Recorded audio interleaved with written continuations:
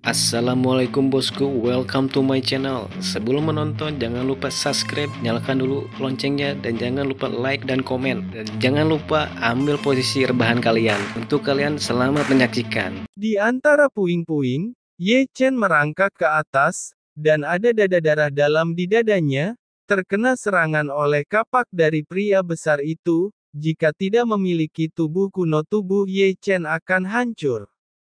Kepalanya sudah hilang, tapi sangat ganas. Ye Chen menyeka darah dari sudut mulutnya dengan keras. Ye Chen menatap langit yang berlawanan.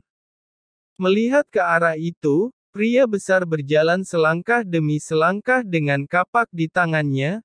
Tubuhnya terlalu berat, dan setiap langkah yang diambilnya, dia akan gemetar di langit. Dia tanpa kepala sangat menakutkan. Jika begitu aku akan lepaskan lenganmu. Ye Chen mencibir dan menginjakkan kaki di langit yang kosong. Pedang Ye Chen memotong lengan pria besar yang memegang kapak. Tanpa lengan, kurasa kamu tidak bisa menggantung. Ye Chen berteriak dan bergegas ke depan. Namun, meskipun pria besar itu tidak memiliki kepala dan tangan, dia masih beraksi. Dia menyerang dengan kakinya. Ye Chen sangat marah, dan bergegas ke tanah di tempat. Boom! Menyerangnya. Namun, dia adalah mayat hidup, dan beberapa hanya menyerang dan menyerang lagi, dan segera dia bangkit dan ingin bergegas ke langit lagi, tetapi berlutut di tanah oleh Ye Chen. Ye Chen turun dari langit, menghancurkan pria besar di bawahnya, dan menghancurkannya dengan pukulan. Boom, boom, boom. Ini begitu cepat dan berirama, dan pemandangannya sangat berdarah. Ye Chen menghantam pria besar dengan satu pukulan, meski dengan tubuh yang kuat, dan dihancurkan oleh Ye Chen. Pada titik ini, Ye Chen merasa lega. Meskipun pertempurannya singkat, Ye Chen tahu bahwa kekuatan tempur pria besar sangat kuat. Memanggil untuk mengorbankan api abadi, Ye Chen membakar mayat menjadi ketiadaan, dan kemudian pergi ke Jining Suang. Kondisi Jining Suang jauh lebih baik, tetapi wajahnya masih pucat. Mengapa menyelamatkanku? Jining Suang berdiri dan menatap Ye Chen dengan tenang. Meskipun kata-katanya sedikit acuh tak acuh, ada sedikit harapan di matanya yang indah. Karena kamu berhutang kasih sayangku. Ye Chen mengangkat bahu dengan santai. Tubuh roh mistik, darah melawan langit, legenda yang tak terkalahkan. Karena kamu bukan lagi orang sekte Zhengyang, kita bukan lagi musuh. Karena kita bukan musuh, mungkin kita bisa menjadi sekutu, seperti menyerang sekte Zhengyang bersama-sama. Aku tidak ingin terlibat dalam perang lagi. Jining Suang tampak kesepian, matanya sangat redup. Bagaimana kamu bisa berkata seperti itu setelah apa yang terjadi padamu? Ye Chen memandang Jining Suang dengan penuh minat. Sungguh masalah besar. Aku diusir sekte Zhengyang saat itu, dan sekarang aku masih hidup dan sehat. Jining Suang tidak mengatakan sepatah kata pun, berdiri diam di sana, membiarkan angin menderu, seperti patung es, dengan perubahan dan kelelahan di pipinya, seolah-olah dia baru saja menderita penyakit serius, dia tidak memiliki vitalitas. Melihat ini, Ye Chen duduk di tanah dan mulai menyeka pedang naganya lagi, dan mengatakannya sambil menyekanya kembali, dunia kultivator jauh lebih kejam daripada dunia fana. Aku sangat membenci ini. Aku ingin dunia menjadi damai. Tapi aku melihat ambisi dari matamu. Jining Suang menatap Ye Chen dengan tenang. Apa lagi? Ye Chen bertanya dengan santai. Sedingin es, haus darah, tirani, kejam. Jining Suang tidak memiliki tabu sedikit pun, dan tidak mengatakan apa-apa dengan jelas. Ye Chen berkata, di dunia ini, pasti selalu ada pahlawan, dan pasti selalu ada orang jahat yang menyandang reputasi keabadian yang terkenal. Ye Chen tersenyum polos, dan berkata dengan lebih jelas. Sejak aku dilahirkan kembali, aku mengerti satu alasannya adalah bahwa apa yang disebut visi besar tidak hanya bergantung pada keagungan, tetapi juga pada ambisi, dingin, haus darah, kebrutalan, dan kekejaman. Karena ini adalah dunia yang kuat, maka gunakan kekerasan untuk mengendalikan kekerasan.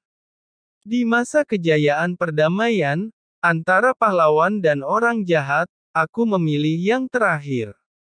Dari saat hatiku berangsur-angsur menjadi dingin, aku siap untuk menanggung apapun resikonya.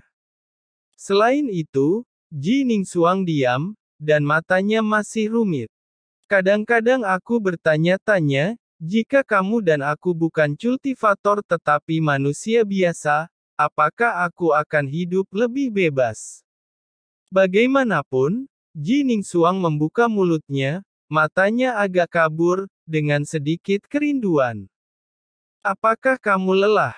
Ye Chen tersenyum ke samping. Ya, aku lelah. Ji Ningsuang tampak redup dan kabur, aku tidak pernah membenci dunia ini lebih dari sekarang. Umur panjang telah membuat ingatanku penuh dengan noda. Dunia berlumpur telah membuat jalan ini sedih dan sepi. Aku sangat sedih.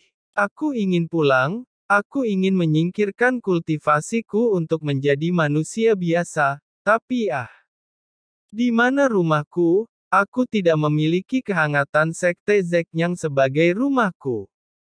Ji Ningsuang berkata, mata yang indah menjadi kabur, dan kabut air berangsur-angsur mengembun menjadi embun beku di bawah sinar bulan. Pada saat ini, dia bukan lagi tubuh suci tingkat tinggi, tetapi lebih seperti wanita lemah, dengan air mata berlinang, matanya penuh kebingungan, dan menggigil di malam yang gelap ini. Melihat ini, Ye Chen menggelengkan kepalanya tanpa daya, dan Ye Chen tidak tahan membiarkannya terlibat dalam dunia yang kacau ini. Lupakan saja, kamu tidak perlu membayar kembali hutangmu padaku. Ye Chen melambaikan tangannya dan melompat. Ye Chen. Di belakangnya, panggilan Ji Ningsuang terdengar. Entah bagaimana, ketika nama itu dipanggil lagi, air mata di matanya tidak bisa berhenti muncul. Bisakah kamu melepas topengmu? Aku ingin melihatmu. Ji Ningsuang menatap Ye Chen dengan ekspresi harapan. Tidak. Ye Chen berkata dengan ringan, tanpa berbalik, aku percaya kamu masih Ji Ningsuang dari masa lalu, tapi aku bukan lagi Ye Chen yang dulu, kamu dan aku, tidak ada hubungannya satu sama lain sejak saat itu. Berbicara, Ye Chen melangkah ke dalam kehampaan satu langkah, seperti cahaya keemasan melintasi langit malam yang gelap. Di bawah, menyaksikan punggung Ye Chen pergi, Ji Ningsuang menangis lagi. Sosoknya yang halus tampak sangat kesepian di malam yang gelap, dan dia tidak tahu harus pergi kemana. Malam itu gelap dan angin suram. Di atas langit, Ye Chen sangat cepat. Wajahnya tidak terlalu tampan, bukan karena Ji Ningsuang, tetapi karena sekte Zenyang, karena pria kejam sekarang tersembunyi di sekte Zenyang. Ini bukan kabar baik. Ye Chen mengerutkan kening, dia tidak tahu seberapa banyak monster yang dikendalikan. Sepertinya ini diskusi jangka panjang. Ye Chen mengerang. Masih meremehkan sekte Zenyang. Kakek naga, kamu harus memberitahuku kekuatan sebenarnya dari Zenyang. Jika ini pertarungan yang ceroboh, akan berapa banyak orang yang akan mati. Jangan mengarang kebenaran yang tidak berguna ini denganku, 3 hari. Aku akan memberimu 3 hari untuk mendapatkan sekte Zenyang. Ye Chen hendak berteriak, tetapi tiba-tiba mengerutkan kening, dan berhenti tiba-tiba, menatap langit kosong di depan. Di sana, ada energi mengamuk, mengepul seperti lautan, luar biasa dingin dan berat, dan langit berdengung dan bergetar. Ye Chen bisa merasakan tekanan seperti gunung melintasi jarak ini. Tidak dapat membantu, mata Ye Chen sedikit menyipit, memobilisasi api abadi untuk melindungi tubuhnya. Segera, dua secercah cahaya ungu terungkap di lautan yang suram. Ketika melihat dengan cermat, menemukan bahwa ada sepasang mata, dan pandangan yang dalam tidak dapat melihat ujungnya, dan pikiran yang mati bergetar. Boom, boom, boom. Langit gemetar lagi, membuat suara benturan, perlahan dan berirama, mendengarkan dengan seksama, tetapi suara orang berjalan, karena tubuhnya terlalu berat, menginjak langit. Paksaan yang sangat kuat. Ye Chen berkerut. Di sana, sosok samar telah melangkah keluar, perlahan menatap tubuhnya, ditutupi jubah emas ungu, dan dapat melihat itu hanya mata ungu emasnya, yang bersinar dengan kesuraman. Pria ini, ragu-ragu dengan hati-hati, bukankah ini Raja Falun yang bersembunyi di Sekte Zhengyang? Ini lebih kuat dari Danmo. Ye Chen mundur selangkah tanpa sadar, wajahnya jelek. Raja Falun mencibir, aku hari ini tidak bisa mendapatkan Jining Suang pemilik tubuh roh mistik tetapi aku bertemu tubuh kuno. Itu ditakdirkan untuk mendapatkan banyak hari ini, masih berjalan perlahan dan pelan, suaranya tenang tapi suaranya kecil, tapi seperti guntur. Kamu adalah Raja Falun. Mata Ye Chen sedikit menyipit. Mengapa bertanya lebih banyak jika kau tahu? Raja Falun tersenyum, suaranya masih canggung, dengan keagungan yang tidak dapat diubah, seolah-olah dia adalah seorang raja di dunia, orang-orang harus melihat ke atas. Anda masih hidup, itu benar-benar mengejutkan para junior. Ye Chen mundur selangkah lagi, meningkatkan kewaspadaannya ke level tertinggi, jika tidak hati-hati, mungkin terbunuh dalam hitungan detik. Anda harus tahu Raja Falun dulunya adalah puncak alam kaisar setengah langkah. Raja Falun berkata, serahkan dirimu secara sukarela agar tidak menderita. Coba saja kalau bisa. Ye Chen mendengus, dan segera melambaikan pedang Cixiao, dan segera memukulnya. Kemudian Ye Chen berbalik tiba-tiba, tanpa sepatah kata pun bahkan tidak bisa memikirkan pertarungan. Di belakangnya, ada serangan jari ke arah pelarian Ye Chen.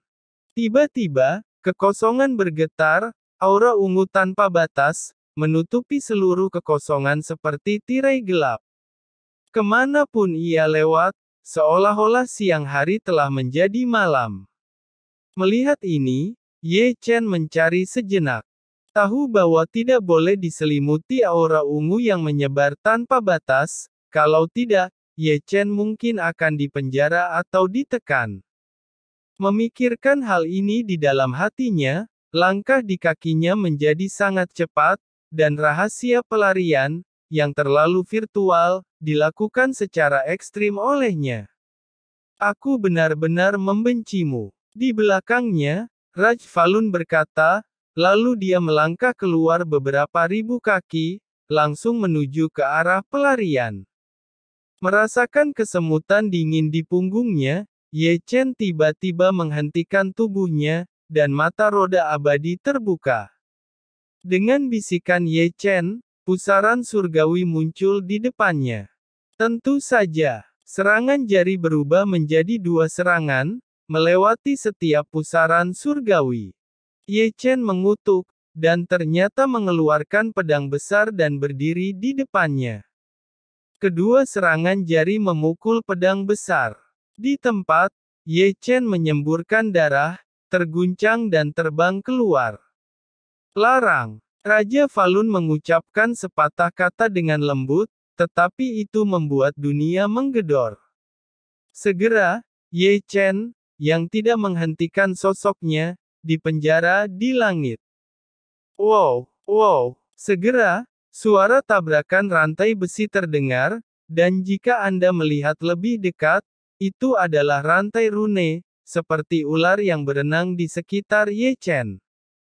Melihat rantai rune terjerat, Ye Chen mengertakkan gigi dan dipaksa keluar dari Danhai oleh Zhen Yuan yang ditekan kembali ke Danhai, karena dia tahu bahwa sekali dikunci oleh rantai rune itu, dia tidak akan memiliki kesempatan. Hancurkan! Dengan raungan Ye Chen, tripod Dewa Kekacauan meledak. Tiba-tiba segel Raja Falun hancur. Dan Ye Chen memulihkan kemampuannya untuk bertindak. Mode iblis buka. Ye Chen bahkan tidak ingin memulai mode iblis secara langsung, dan kemudian mengeluarkan pedang Cixiao untuk pertama kalinya, menari dengan liar. Bang-bang. Suara-suara seperti itu berdering satu demi satu, dan rantai rune yang terjerat padanya dipotong olehnya dengan satu pedang pada satu waktu. Raja Falun melangkah ke arah Ye Chen. Melihat ini, Ye Chen penuh dengan cahaya keemasan, dan lautan kekacauan dan lautan bintang emas dari tubuh suci muncul satu demi satu, bergabung ke satu tempat di langit virtual, menghancurkan langit, dan berguling menuju lautan hitam. Boom! Kedua belah pihak bertabrakan, dan raungan pecah. Jelas bahwa lautan kekacauan Ye Chen dan lautan bintang emas benar-benar jatuh ke angin dan ditelan oleh lautan kejahatan. Ini bukan karena mereka tidak cukup kuat, tetapi karena kultivasi Ye Chen masih rendah. Untuk penindasan kekuatan terkuat tidak dapat dilakukan. Berbagai jurus dilakukan Ye Chen untuk menyerang lautan kejahatan Raja Falun. Darah Ye Chen naik, Ye Chen melemparkan kekuatan magis misterius gila, dan menerobos lautan kejahatan. Tentu saja, lautan kejahatan itu mengerikan. Kekuatan serangan Ye Chen satu demi satu gagal menghentikan serangannya. Tampaknya jika bisa melahap segala sesuatu di dunia, itu akan membuat orang tidak bisa bersaing. Kamu lucu, kamu tidak bisa melakukannya. Kakek naga berkata dengan suara yang dalam, dan sepertinya dia bisa melihat pemandangan pertempuran Ye Chen. Aku katakan sebelumnya bahwa dia sangat kuat. Jalan surgawi buka. Dengan jentikan suaranya, Ye Chen langsung memasuki lubang hitam di luar angkasa. Oke, melihat Ye Chen menghilang, mata Raja Falun menyipit sejenak, dan dia melihat kekosongan, lubang hitam di luar angkasa. Anak ini bisa memasuki bidang yang tidak diketahui sesuka hati. Namun, begitu kata-katanya jatuh, Ye Chen, yang telah terjun ke lubang hitam di ruang angkasa detik terakhir, berlari keluar dari lubang hitam di luar angkasa saat ini. Terlebih lagi, tubuh Ye Chen terluka penuh darah. Apakah kamu mengalami keberadaan yang mengerikan lagi di lubang hitam di luar angkasa? Melihat Ye Chen terluka parah, kakek naga buru-buru bertanya. Omong kosong. Ye Chen tertegun sejenak, memuntahkan darah, sampai saat itu dia masih khawatir, memikirkan keberadaan lubang hitam yang mengerikan di luar angkasa, membuat hatinya bergetar, jika bukan karena bereaksi dengan cepat, khawatir terkubur dalam keheningan tanpa akhir di lubang hitam ruang. Raja Falun berkata, kau bisa memasuki lubang hitam ruang kapan saja, dan bisa keluar kapan saja. Ye Chen, kamu mengejutkanku. Raja Falun datang selangkah demi selangkah, sepasang mata mati masih mekar dengan cahaya yang berapi-api. Itu sangat mengejutkanmu. Ye Chen melangkah keluar, dan serangan pedang dialiri api dan petir mengarah ke Raja Falun. Raja Falun tersenyum, mengangkat telapak tangannya dengan lembut, menggenggam ujung pedang Cixiao tanpa memihak, dan menghancurkan kekuatan serangan Ye Chen. Kena kau! Ye Chen mencibir, dan alisnya meledak menjadi cahaya keemasan, dan kejutan tajam meledak dengan serangan jiwa. Tiba-tiba Raja Falun sedikit mengernyit, dengan jarak seperti itu, Ye Chen menyerang begitu cepat, meski juga tidak mungkin baginya untuk melarikan diri. Namun, yang mengejutkan Ye Chen adalah meskipun serangan jiwanya kuat, Raja Falun tampaknya tidak terpengaruh. Dalam keterkejutan, Ye Chen buru-buru mundur, dan bahkan serangan ribuan pedang dengan mudah diblokir, dan bahkan serangan jiwa tidak dapat menyakitinya, tidak bisa membayangkan seberapa kuat Raja Falun di depannya. Bisakah kamu pergi? Raja Falun lebih cepat, dan muncul di depan Ye Chen seperti hantu, dan sebuah serangan jari datang ke jantung Ye Chen. Ye Chen mengertakkan gigi, melakukan teknik yang terlalu gaib, dan memindahkan arah serangan ke bahunya. Bahunya tiba-tiba ditusuk dengan lubang darah, dan ada kilatan cahaya di lukanya, yang menyelesaikan esensinya. Membuat lukanya tidak bisa sembuh untuk waktu yang lama. Jangan meremehkan kemampuan tempurku yang sebenarnya. Raja Falun melecehkan sambil tersenyum, membalik telapak tangannya dan menerbangkan Ye Chen keluar. Dan menerbangkan Ye